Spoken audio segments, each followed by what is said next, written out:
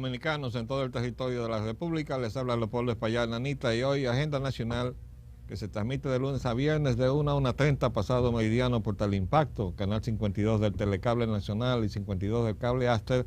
Esta es una edición especial que la queremos dedicar al aniversario del 30 de mayo, fecha en la cual fue muerto el dictador Rafael Leonidas Trujillo Molina. Hemos querido hacer este programa para dar información que hemos ido compilando de distintas fuentes, libros que han escrito personas autorizadas, y las vamos a ir citando. Hemos agrupado todos estos testimonios y lo hemos editado de manera que sirva para los investigadores y para la difusión en general, el conocimiento del pueblo dominicano al cual tiene derecho de lo que se ha escrito sobre el particular. En el libro Las garras del terror de Tomás Báez Díaz, en la página 127 dice: su prestigio de Modesto Díaz, responsabilidad y dignas actuaciones motivaron que el gobierno de los Estados Unidos de América dirigiera su mirada hacia su persona y que el cónsul Calvin Hill, quien tuvo a su cargo los asuntos de la embajada durante las sanciones aplicadas al régimen por la Organización de Estados Americanos, le propusiera que se hiciera cargo de la presidencia de la República al desaparecer la tiranía, proposición que él, Modesto Díaz, rechazara. Recuerdo, dice Tomás Báez Díaz, que en los últimos tiempos le señalé la peligrosidad de las conversaciones que sostenía con algunos amigos y su opinión al respecto era que ya había en algunas personas un estado de conciencia, que la gente estaba cansada o avergonzada de las atrocidades que se cometían. Estas conversaciones y contactos llegaron a tales extremos que expuso, siempre se refiere a Modesto Díaz, sin limitaciones su opinión al presidente de la República, doctor Joaquín Balaguer. Y el ilustre estadista estuvo consciente de aquella posición, estrechando sus relaciones, las cuales ocasionalmente tuvieron un lazo comunicante concretado en una amiga de ambos, que visitaba frecuentemente sus casas. Como un dato de relevante importancia, deseo destacar que en una oportunidad las relaciones del dictador con el presidente Balaguer estuvieron tan tirantes que éste amenazó renunciar al cargo, y en esa época Trujillo llegó inesperadamente a la casa del doctor Balaguer, siendo su llegada tan violenta que la amiga que hago referencia solamente tuvo tiempo de ocultarse detrás de una cortina del salón donde se encontraba, y cuando Trujillo se retiró, ella abandonó presurosamente la casa, narrándole a Modesto Díaz, visiblemente nerviosa, la escena de la que había sido testigo involuntaria. Esta es una relación importante porque establece dos cosas. En primer lugar, que los norteamericanos tuvieron la mano metida en la organización del movimiento, que luego se llamó 30 de mayo, pero que al principio no tenía una designación. Que por cierto, en la documentación que ha sacado Bernardo Vega de los archivos norteamericanos, cuando se referían al grupo que estaba articulado para ejecutar la muerte de Trujillo, hablaban del grupo pro-norteamericano. Después, aquí relata Tomás Báez Díaz que se enteró a Joaquín Balaguer del asunto y que por tanto él estuvo totalmente al tanto de todo lo que se estaba tramando y que se contaba con él. Y eso lo vamos ahora a ver más adelante. En el libro Escondido, mi 30 de mayo, de Josefina Gautier de Álvarez, que es la viuda de Tabaré Álvarez Pereira, en cuya casa estuvo escondido Luis Amía Matió todo el tiempo que tuvo el servicio de inteligencia militar, sin buscándolo por todas partes, como buscaba a Inbel Barrera, que estaba escondido en la casa de la familia, una familia de origen italiano, y ahorita recordaré. En el libro entonces de Josefina Gautier de Álvarez dice lo siguiente en las páginas 71 y 72. Este movimiento para eliminar a Trujillo lo inició Modesto Díaz Quesada, con Miguel Ángel y Tomás Báez Díaz, Antonio de la Maza, Rafael Vidal Torres. Fello Vidal fue el hombre que asesoró a Trujillo políticamente para el golpe de Estado que significó el movimiento que vino de Santiago encabezado por Rafael Estrella Ureña, que el jefe del ejército, que era Trujillo, no se opuso y lo dejó entrar a la capital, provocando la caída del gobierno de Horacio. Entonces, de ahí en adelante se llamó a elecciones y ahí fue una candidatura unificada donde Trujillo iba como presidente y Estrella Ureña como vicepresidente. Esas relaciones se descompusieron después al extremo que Estrella Ureña tuvo que irse del país, ¿no? Pero bueno, lo importante es que el hombre que asesoró a Trujillo estaba preso por circunstancias de la vida en la Fortaleza Osama, y ahí trabó amistad con Trujillo, que era el jefe del ejército, y él era el consejero de Trujillo, y era quien le decía, Fello Vidal, haga esto, haga lo otro, mueva sus fichas de esta manera, para poder llegar al resultado que finalmente culminó con el ascenso al poder de Rafael Leónidas Trujillo Molina. De manera que la misma persona que asesoró a Trujillo en el 30, termina asesorando al grupo, porque tenemos de otra parte el testimonio de que viajaban todas las semanas a Santiago a conversar con él más de uno de los integrantes del grupo. Y por último dice a Huáscar Tejeda, que es un joven ingeniero igual que Roberto Pastoriza Negrete. Se reunían hacía tiempo en la casa de don Modesto a conversar. Luego fueron entrando los otros complotadores. Modesto iba diciendo, díganselo a fulano, avísenle a este otro, o sus compañeros le decían de algún amigo de valor que era bienvenido. Dice por otros lados, Rafael Vidal Torres era íntimo amigo de Modesto Díaz, y aunque vivía en Santiago era el consejero. Don Rafael venía regularmente toda la semana a la capital, y también cuando se presentaba algo especial, Luis iba a Santiago a consultar con él en nombre de Modesto. Luis era de los que conocía todo el proceso de la segunda etapa. Había una persona que le avisaría a Balaguer la muerte de Trujillo y otra a los americanos. ¿Se están oyendo? Esto que recoge Josefina Gautier de Álvarez es lo que Luis Amiama le dijo a ellos mientras estuvo escondido en su casa, los meses que estuvo escondido. Luis no sabía los nombres. Luis conocía a los oficiales del ejército que estaban implicados en el golpe de Estado que seguiría tras la muerte a Trujillo. Él, o sea, Luis Amiama, junto al general José René Román, que era el secretario de las Fuerzas Armadas, casado con una sobrina de Trujillo, iría al campamento 27 de febrero y desde allí se darían las órdenes de un golpe con el cual las Fuerzas Armadas obtendrían el control de todo el país. En ese momento se iba a pasar por las radios una cuña que don Modesto había grabado en la cual se hacía un llamado al pueblo. Ángel Severo Cabral estaba encargado de pasarla, interviniendo la antena de La Voz Dominicana con un grupo de amigos. Se haría una junta civil de 3 personas con Modesto Díaz como uno de sus miembros, un gobierno de civiles para dar elecciones en 2 años. El general Pupo Román ocuparía el cargo de secretario de las Fuerzas Armadas. Ese era el cargo que él tenía.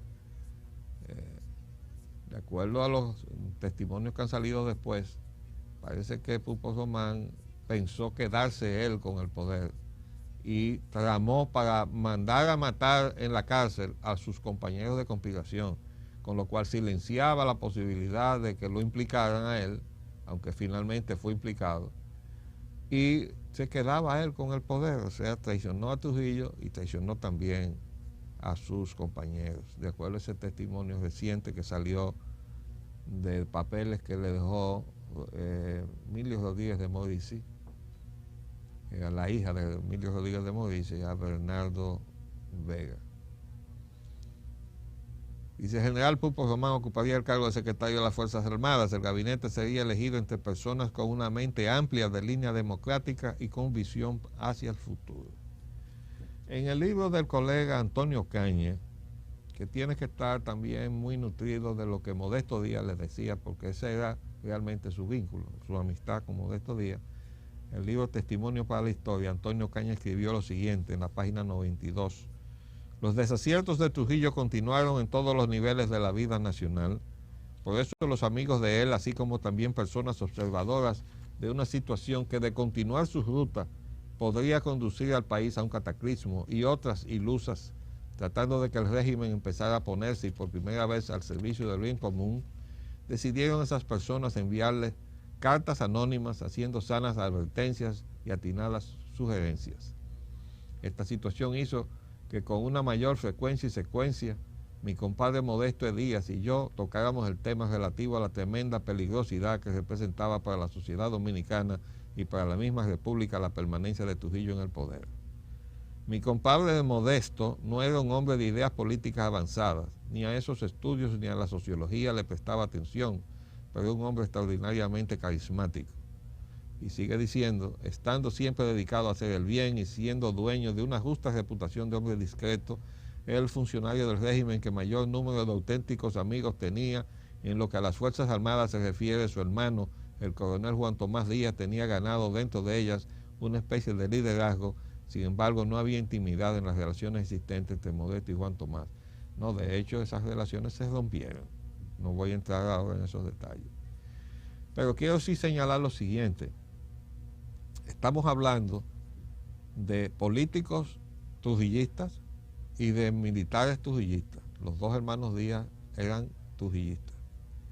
Y una de las opciones que contemplaba el escenario dominicano, o sea, de las tres opciones que el gobierno de Estados Unidos consideraba podrían suceder después del vacío de poder de la muerte de Trujillo, era que subiera al poder un gobierno castrista, en este caso sería el 14 de junio, que tenía, bueno, el apoyo de toda la juventud dominicana. La otra opción era que se hicieran elecciones y saliera un gobierno democrático. Y la tercera era un trujillismo sin Trujillo. Claro, ¿quién podía hacer un trujillismo sin Trujillo? Claro que la presencia de Modesto Díaz, que fue amigo de Trujillo de la infancia y subió con Trujillo al poder y se alejó ya al final de su vida, pero tuvo todas las posiciones de relevancia en el régimen, igual que su hermano, podían haber constituido la fórmula del trujillismo sin Trujillo. Sin embargo, quien terminó haciendo el trujillismo sin Trujillo, y parece haber sido la fórmula que los norteamericanos contemplaron, fue Joaquín Balaguer Ricardo.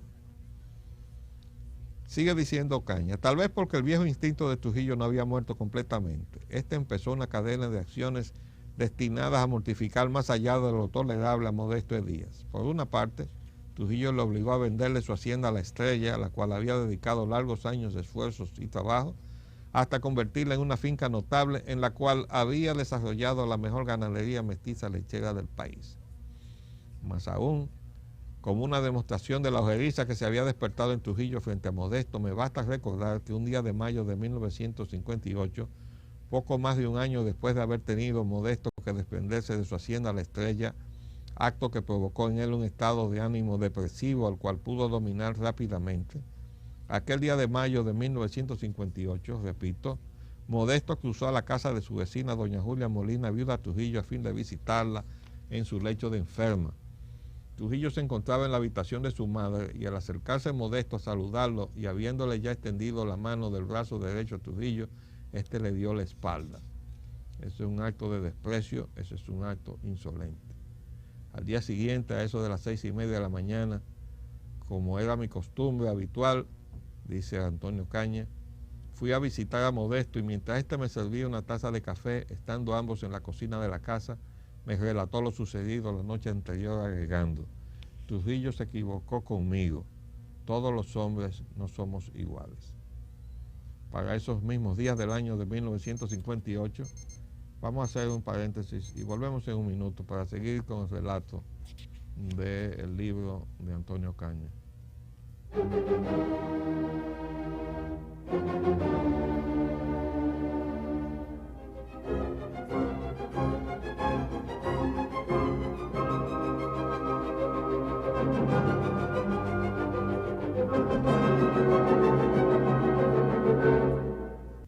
Pues bien, en este programa especial que estamos repasando todo lo que a nuestro alcance ha llegado, que se ha escrito sobre esos días finales del régimen y de la conspiración que dio al traste con la vida de Trujillo. Estamos ahora mismo leyendo el libro, o partes del libro del arquitecto Antonio Ocaña. Y dice acá, sigue diciendo, para esos mismos días del año de 1958, la gente pensaba en la posibilidad de que en la República Dominicana concluyera también la tiranía trujillista.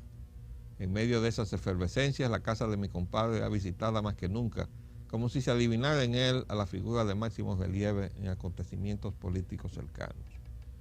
No recuerdo exactamente cómo fue, lo que sí sé es que a principios del año de 1959, Modesto y yo enfocamos la necesidad de enfrentar a Trujillo. Entre los acontecimientos que impulsaron esa determinación, sin duda, se encontraba el hecho de la Revolución Cubana, y nuevos bríos impulsarían esa determinación cuando meses después ocurriera la invasión de Constanza, Maimón y Estero Hondo. La cadena de asesinatos cometidos por Trujillo en el territorio nacional contiene incontables e infamantes eslabones.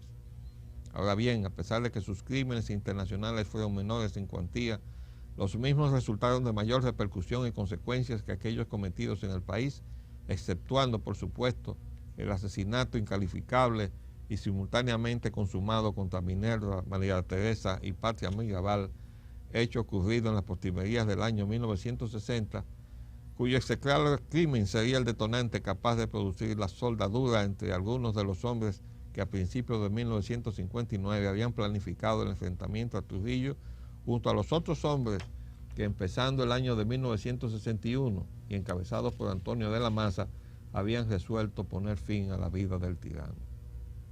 Acusado Octavio de la Maza de la muerte de Murphy. Murphy fue un piloto norteamericano que estaba al servicio del régimen, ¿no? Hacía vuelos especiales de República Dominicana a Estados Unidos, y hay que suponer que pertenecía a la inteligencia norteamericana.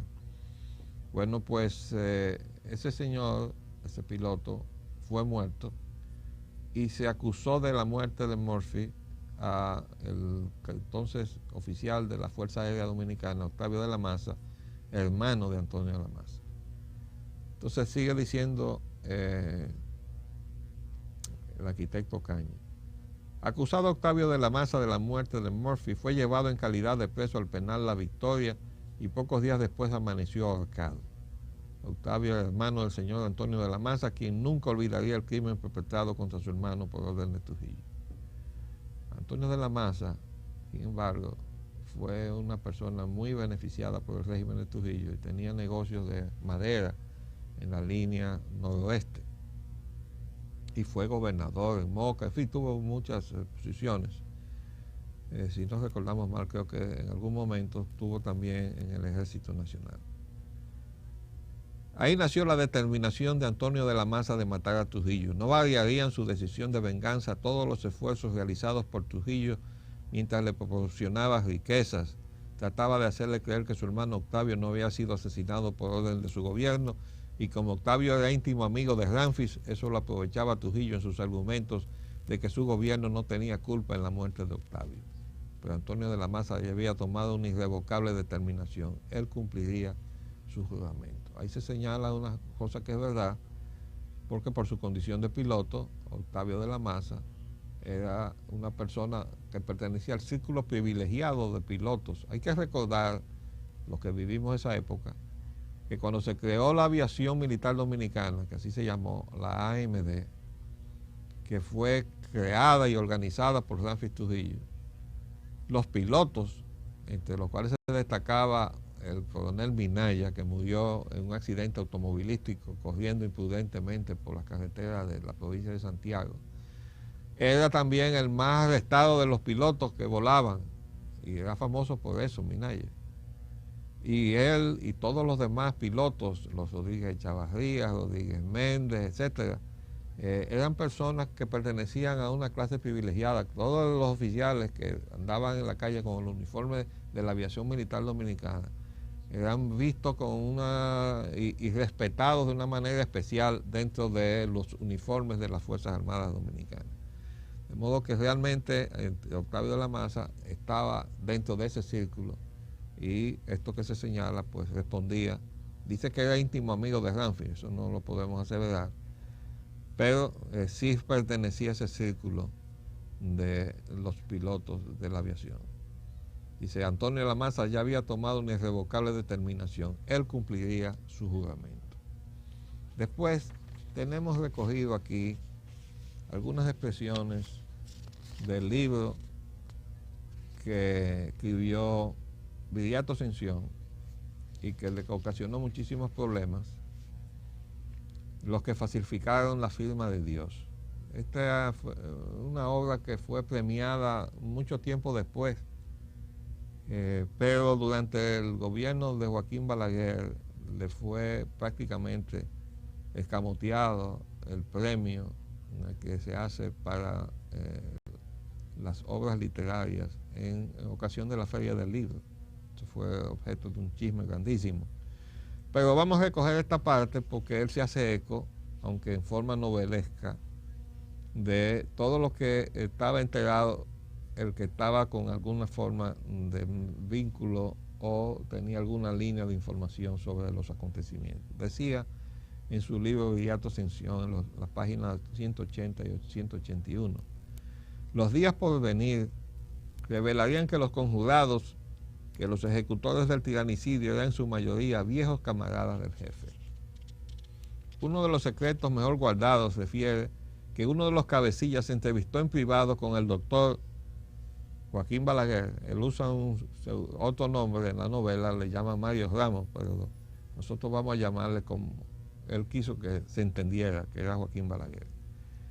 4 o 5 meses antes de ejecutar su plan. El conspirador puso al doctor Balaguer al tanto de los proyectos de asesinar al tirano Trujillo y a su vez le invitó a que tan pronto se concretara la eliminación, él se hiciera cargo de las riendas del poder. El doctor Balaguer, dando muestra de estupefacción, se llevó ambas manos a los ojos y con una expresión angustiable dijo: ¿por qué ha venido a decirme eso? ¿Con quién me ha confundido usted? Por favor, váyase de mi casa y hagan rápido lo que tengan que hacer. Según esta versión. Cuando el hombre se disponía a marcharse, el doctor Balaguer se incorporó del sofá donde estaba sentado y se dirigió al visitante con firmeza. A cambio de mi silencio, le exijo que a nadie le diga que estuvo aquí para hacerme tan descabellada proposición. Después hay otra cita que nosotros tenemos compilada de un libro que no está normalmente asequible para los dominicanos. Lo compramos en inglés y se llama Carlos Marcelo y el asesinato de John F. Kennedy, el jefe de Mafia Kingfish. Y tiene que ver desde la obra de la autoría de John H. Davis, porque cita a Trujillo y los relaciona incluso con el mundo de la mafia, cosa que no se encuentra normalmente en la documentación que circula en la República Dominicana. Y leamos esto. Desde que esta versión se refiere a Carlos Marcelo, el mafioso, de su regreso ilegal a los Estados Unidos fue dada, la versión de Marcelo ha sido refutada de modo documentado por el ex consejero jefe del Comité Especial del Congreso sobre Asesinatos, Robert Blakely, que declaró en 1980 que su comité se enteró por medio de una intervención grabada que Marcelo había volado a Miami en un jet de la Fuerza Aérea de la República Dominicana. Dice este informe de un miembro del Congreso. Que Marcelo fuera capaz de obtener un jet de la Fuerza Aérea Dominicana para reingresar a los Estados Unidos no es a simple vista extraño. El presidente de la República Dominicana, general Rafael Trujillo, era reconocido como vinculado a varios jefes de la mafia norteamericana, incluyendo al amigo de Marcelo, Santos Traficante. Por años, el régimen dictatorial de Trujillo se mantuvo en una virtual sociedad con la mafia en rackets tan lucrativos como el tráfico de drogas, juego de casino y lavado de dinero. Y otro amigo de Carlos, el cabildero Irving Davidson, era el cabildero registrado de la República Dominicana en la colina del Capitolio en esa época. Sobre este señor Irving Davidson, tengo que decir que tengo el testimonio fehaciente de personas bien enteradas y además lo cita Bernardo Vega más de una vez en el último de sus libros, como la persona que auspició el ascenso al poder de Joaquín Balaguer. Irving Davidson, persona de influencia política en los círculos de poder de los Estados Unidos. Ahora lo liga este libro de John H. Davis con la mafia. Y yo debo decir lo siguiente. Dice aquí, tráfico de drogas.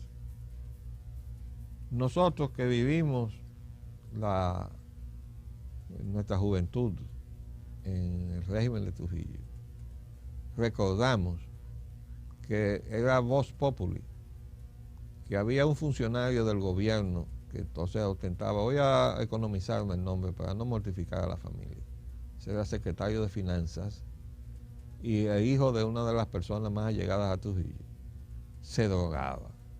Y se sabía que había una farmacia que quedaba frente a la Secretaría de Finanzas de donde se le suplía la droga que él utilizaba.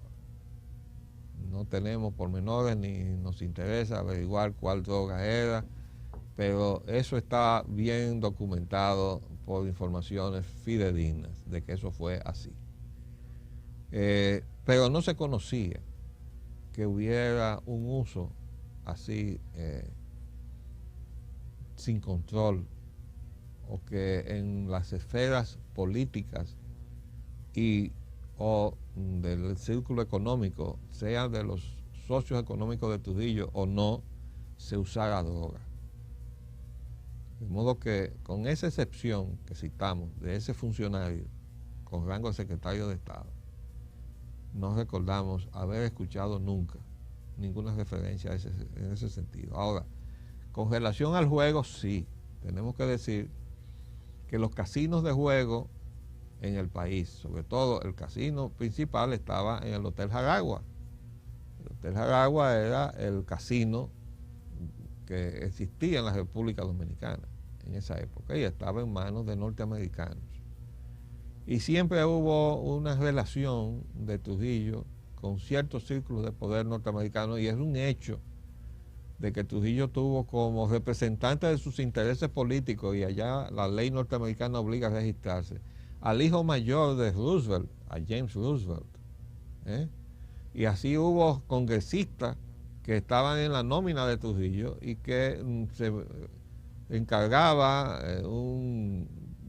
personas determinadas del círculo allegado a Trujillo de manejar esa situación delicada de los vínculos con Estados Unidos, y en eso hay que destacar a la persona de Manuel Moya Alonso, que era una persona que Trujillo utilizó mucho para incidir en la sociedad y en la política de los Estados Unidos.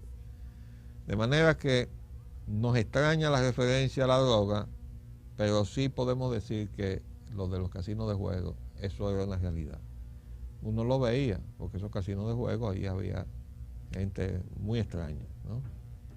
De todas maneras, dice lavado de dinero. Bueno, eso podría ser, pero eso nunca se hacía a la vista de nadie. Pero vamos a seguir en otra oportunidad leyendo estas citas de lo que son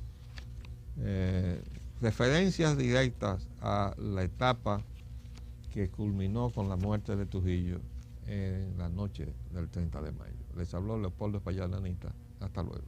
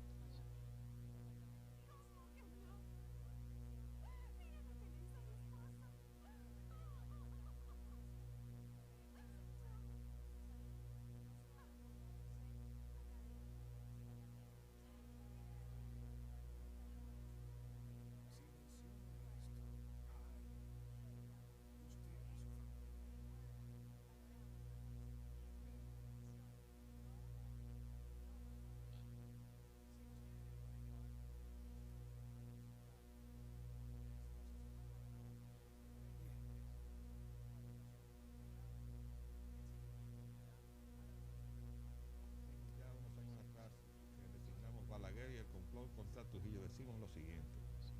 Al igual que el autor del reciente libro Balaguer y Trujillo entre la espada y la pared, Francisco Rodríguez de León, durante mucho tiempo me ha intrigado el papel jugado por el doctor Joaquín Balaguer, hombre de temperamento enigmático y carácter hermético, en el proceso de desaparición física de Trujillo y el desmantelamiento de su régimen.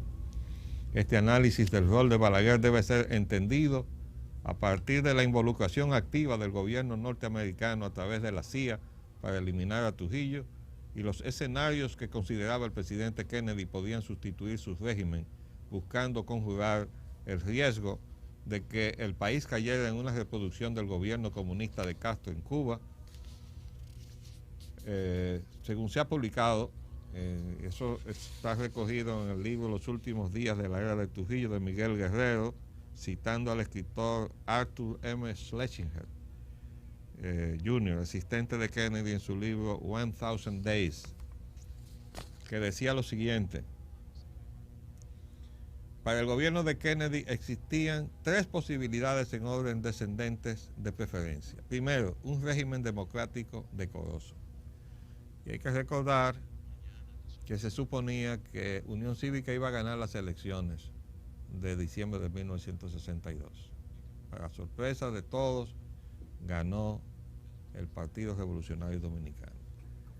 El segundo escenario en orden de preferencia para el régimen norteamericano era la continuidad del régimen de Trujillo sin Trujillo. Bueno, eso también tenía dos modalidades que se disputaron allá en sus influencias en la toma de decisión. Una era que eso se produjera con la presencia de Ramfis Trujillo, y hay que recordar que incluso el profesor Juan Bosch llegó a decir que eso podía ser posible. Y la otra era, desde luego, sin Ramfis Trujillo. Pero también había unas derivaciones de esa modalidad, y era que pudiera ser con Balaguer como presidente, que era el presidente nominal, o sea, constitucionalmente estaba designado como presidente, pero no tenía mando real. Y la otra era sin Balaguer, que fue la pugna que se produjo entre diciembre y enero, diciembre del 62, enero del 63, con Unión Cívica, que culmina con el asilamiento del doctor Balaguer. De modo que todo eso estaba en el trasfondo de esto. El tercero de los escenarios que se estaban contemplando era un régimen como el de Castro, citándose al presidente Kennedy en su deseo de favorecer la primera, o sea, un régimen democrático decoroso, pero no quería renunciar a la segunda, la continuidad del régimen de Trujillo, sin antes estar seguro de que la tercera posibilidad quedaba descartada. El escenario 1, el más deseable, lucía en aquellas circunstancias simplemente una meta inalcanzable, dado que no existían los partidos políticos de esencia democrática capaces de sustentar el proceso y profundizar en la sociedad dominicana una cultura democrática verdadera. Recuerden que entre los conspiradores contra el primer gobierno democráticamente elegido después de 31 años de dictadura, ¿verdad?, que fue el gobierno de Juan Bosch, había de la gente que vino de fuera. O sea que todo el que vino de fuera no era democrático. Todavía hoy, 37 años después, esto fue la fecha en que yo escribí esto, el cuadro de involución experimentado por los principales partidos políticos, ahora desprovistos de ideología y abrazados todos a una plataforma entreguista antinacional altamente contaminada con la corrupción, que es el modelo neoliberal, no deja esperanza de alcanzarla a través de ellos. Esta imposibilidad obviamente optimizaba las posibilidades del escenario 2, el cual venía además como anillo al dedo a la figura del doctor Balaguer, porque requería precisamente la preservación de las bases económicas y sociales del régimen, con una precisa cirugía de la familia Trujillo y sus asociados y allegados políticos más cercanos, los más cercanos. Porque aquí hay que decir que hubo socios de Trujillo, económicos, que sobrevivieron a Trujillo, ¿verdad? Y ahí estaban los que estaban directamente vinculados en las empresas donde estaba Trujillo, o estaba Negro Trujillo, o estaba Paquito Martínez, el cuñado de Trujillo, que eran todas las modalidades que existían para hacer negocio en la República Dominicana, o con algunos de los otros parientes. Había asociado con Danilo Trujillo, era un sobrino del dictador, que tenía negocios de tumba de madera en la línea noroeste, y así todo estaba repartido con esa influencia. Dice, y nadie como el doctor Balaguer reunía las condiciones adecuadas para evitar la dispersión de estas fuerzas en la implantación de una transición que perseguía cerrar el paso al surgimiento de una fuerza de izquierda capaz de tomar el poder, que era el escenario 3 que se expresaba en el 14 de junio. Para ello se procuraba formular una apertura política con rasgos simplemente formales de democracia, teniendo como telón de fondo una tutela crecientemente injerencista en defensa de sus inversiones e intereses, de la real estructura de poder de los Estados Unidos, aposentada en sus órganos de gobierno, que alejaba de hecho las posibilidades del escenario 1, o sea, del régimen democrático. Tutela que llegó posteriormente en 1965 a la intervención militar y la persecución encarnizada de todos los militares y no militares que osaron retar por la vía armada el poder omnímodo de Washington. La intervención de la CIA en la muerte de Trujillo ha sido negada por algunos de sus participantes, pero las gestiones de agentes norteamericanos como Lorenzo Berry, alias Wimpy, Thomas Stocker y otros en proveerle armas a un sector de los conspiradores ha sido sobradamente documentada para que puedan ser cuestionadas ahora, aunque podían estar y probablemente estuvieran fuera del conocimiento de otros sectores que perseguían el mismo fin. Aquí hay que decir que el grupo de los conspiradores del 30 de mayo estaban separados entre el que se iba a hacer cargo de la parte política y el que estaba a cargo de la acción, ¿verdad? Y por eso muchas veces, cuando se ha interpelado a uno de los que ha participado en la acción, ha mostrado no tener todo el conocimiento de los compromisos que había hecho la gente que estaba en el grupo político, ¿verdad? Eso es importante para entenderlo. Hay que tomar en cuenta que independientemente de las gestiones de la CIA, había otras iniciativas, como la del frustrado atentado del movimiento revolucionario 14 de junio en la Feria Ganadera, que estaba asimilado ideológicamente con Castro, que era el escenario 3, y se desarrolló prácticamente una pugna por alcanzar la prioridad en la muerte de Trujillo, asumiéndose que el sector que lo lograra se le franquearía el acceso al poder. O sea, había más de una conspiración para matar a Trujillo, dependiendo de qué sector lo estaba impulsando.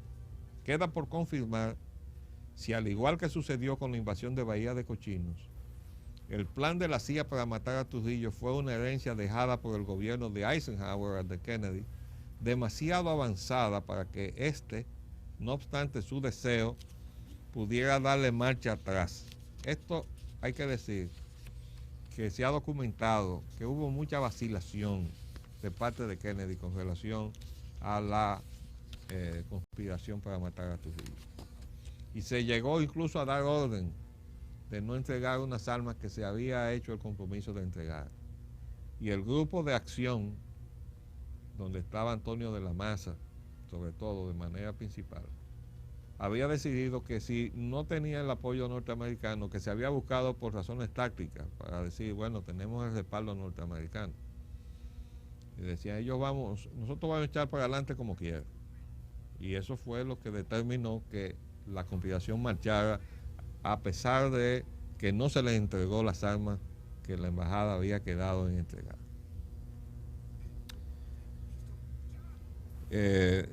Dice acá entonces, el plan de la CIA para matar a Trujillo fue una herencia dejada por el gobierno de Eisenhower de Kennedy, demasiado avanzada para que éste, no obstante su deseo, pudiera darle marcha atrás. De todas formas, existe el testimonio de que Johnny Aves sostuvo que el gobierno norteamericano hizo llegar a Trujillo los nombres de los conjurados junto a detalles del complot.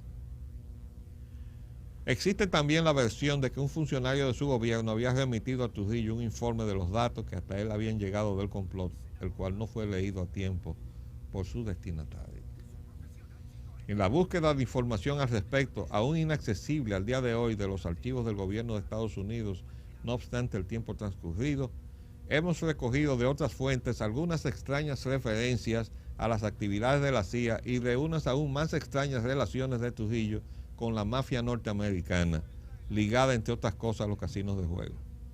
El rol jugado por la CIA y el propio gobierno de Kennedy es contradictorio según sea el testimonio, dado que en uno de ellos, ofrecido por el escritor norteamericano John Davis en su libro Mafia Kingfish, sobre la vida del mafioso Carlos Marcello y su vinculación con el asesinato del presidente John F. Kennedy, se asevera que Robert Kennedy, procurador general y hermano del presidente Kennedy, apoyaba las gestiones de la CIA contra Trujillo como parte de su guerra contra la mafia de Estados Unidos debido a los vínculos de esta con Trujillo.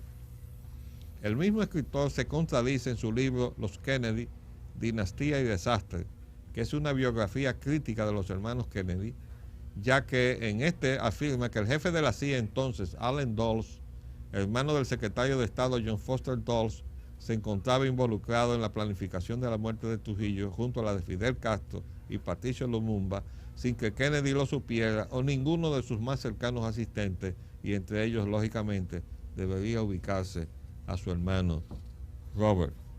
Estamos hablando del gobierno de Dwight Eisenhower, que es el presidente que al despedirse dijo que estaba quedando ahí una situación tan peligrosa para el futuro de la libertad del pueblo norteamericano, que solo una ciudadanía alerta podía conciliar las necesidades de la seguridad del Estado norteamericano con las normas y principios que garantizaban la libertad.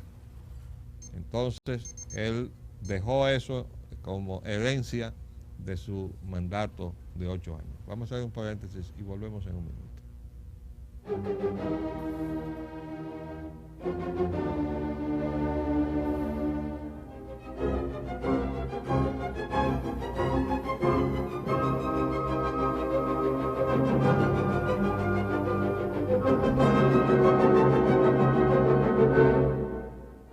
Bien, seguimos con este relato sobre lo que estimamos que es el conocimiento que el doctor Joaquín Balaguer tuvo del complot de la CIA y del gobierno norteamericano para matar a Rafael Leónidas Trujillo. Y decimos aquí, es curiosa la mención que se hace en ambos libros de que el mafioso Marcello, una vez deportado por la fuerza hacia Guatemala por órdenes del procurador general Kennedy, pudo retornar clandestinamente al territorio norteamericano utilizando un jet de la Fuerza Aérea Dominicana, hecho que ocurrió 2 días antes del 30 de mayo. Este autor atribuye a Trujillo una hasta ahora desconocida vinculación con varios personajes de la siniestra entidad norteamericana, sosteniendo una virtual sociedad con la mafia en rackets tan lucrativos como el tráfico de drogas, juegos de casino y lavado de dinero, pero la operación por extranjeros de los casinos de juego existentes en los hoteles de turismo del país podía haber sido producto de estos vínculos. Desconocemos, hasta donde nosotros vivimos ese régimen, lo de las drogas que se mencionan en otro, tráfico de drogas, lavado de dinero, pero ciertamente vimos cómo los casinos de juego estaban gerenciados por extranjeros. Lo que me sugirió, estoy hablando en primera persona, por primera vez en 1961, la inquietud de que el entonces presidente Balaguer hubiera tenido conocimiento previo de los acontecimientos del 30 de mayo, fue la peculiar participación en el gabinete que aquel formó inmediatamente después de haber desmantelado el Partido Dominicano y la salida de los remanentes de la familia Trujillo, pero antes de que hubieran salido de su escondite para incorporarse al gobierno Antonio Inver Barrera y Luis Amián Matió, de personas que resultaron involucradas en la conspiración o allegadas a algunas de ellas. Si examinamos la composición del indicado gabinete, veremos que entraron a formar parte del mismo, entre otros, el señor Rafael Vidal Torres, amigo de Balaguer e íntimo de Modesto Díaz, como secretario de Estado de Interior y Cultos, y luego como secretario de Estado sin cartera. Don Fello Vidal, promotor del acceso de Trujillo al poder en 1930, fue uno de los conjurados claves del 30 de mayo de acuerdo a diversos testimonios y salvó milagrosamente de caer prisionero. Asimismo, el doctor Tabaré Álvarez Pereira como secretario de Estado de Salud y Previsión Social, que era la persona que junto a su esposa Josefina Gautier todavía tenía escondido en su casa a Luis Amián Mathieu. De igual manera pasaron al gabinete el ingeniero Manuel Salvador Gautier Flon como secretario de Estado de Obras Públicas y Comunicaciones, suegro de Álvarez Pereira y vecino también, y Temístocle Mesina como secretario de Estado de Justicia, también vecino de ahí del barrio de La Julia, quien estaba ligado a través de la esposa de su hijo Milton Mesina, Maruja Vázquez Gautier, al círculo familiar del matrimonio Álvarez Gautier. Formó parte igualmente de dicho gabinete el doctor Eduardo Ruiz Barrera como secretario de Estado de Justicia y también como secretario de Estado de Trabajo, quien era primo de Antonio Inbel Barrera. Aunque no figura en la lista del gabinete, también ingresó entonces al gobierno la doctora Glasis de los Santos como subsecretaria de Estado de Salud y Previsión Social, persona de la confianza de Antonio Inbel Barrera, quien fue una de las personas que le ocultó y ayudó a trasladarle a su escondito definitivo. Luego de la salida de sus escondites de Antonio Inbel Barrera,